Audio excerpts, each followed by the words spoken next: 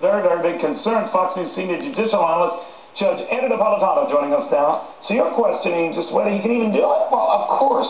Neil, look, the government is taking money from banks that had borrowed money from them and paid it back with interest, and giving it to other entities that the government gave money to that didn't do well. Let's take an example. General Motors, which is owned by the government, operated by the government, managed by the government. Of course it's not doing well. They want to take money from a bank that did well and give that money to General Motors, effectively. That's not a tax.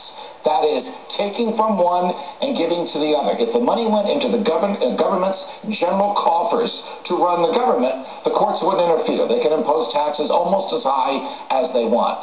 But for them to take from one and give to the other because they, the government, made bad decisions, because they run GM, absolutely can't do it. If the government wants money from you, just like if I want money from you, I would have to sue you. You see, there's this group of rules we're supposed to follow. It's called the Constitution. It was written to define the government and to keep the government off our backs. I didn't do this, okay? This is from the president. I love you. I use you as an example. No, but you raise a very good point, because one of the things I want to ask you, and you said it so simply and clearly, look, if you were going to pursue this, then prior to getting the TARP money and all these institutional, if you take this, here's what you will have. See, they keep changing the rules retroactively. First they said, take the TARP money. Some people said, we don't want it, like Branch Bank and Trust, BB&T, the 19th largest bank holding company in the country, was threatened. If you don't take this TARP money, we'll audit you, and that'll cost you a fortune. Take the money whether you need it or not, pay it back.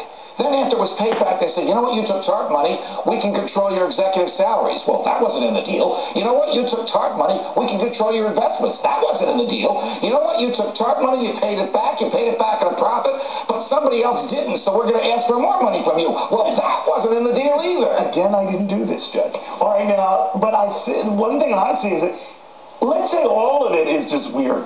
What's the weirdest part is then selecting who pays and doesn't.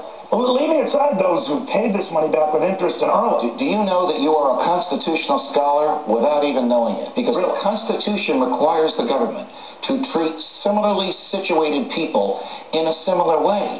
It can't pick and choose and say, Cavuto pays a higher tax rate than Napolitano. It has to treat us with relative equality. The same thing with these banks.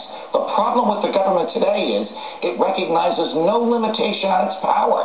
It thinks it can regulate any activity and tax any event with abandon. And that's what it's trying to get away with, and the courts will stop it. What if the banks say, we challenge this, we're not going to do it? Now, we haven't heard that from the banks, but can they? Typically, banks cave in. But if a bank stands up and challenges it, it will force the government to defend constitutionally what it has done. And I suggest to you there is no constitutional defense for the government's behavior if what the president proposes becomes law.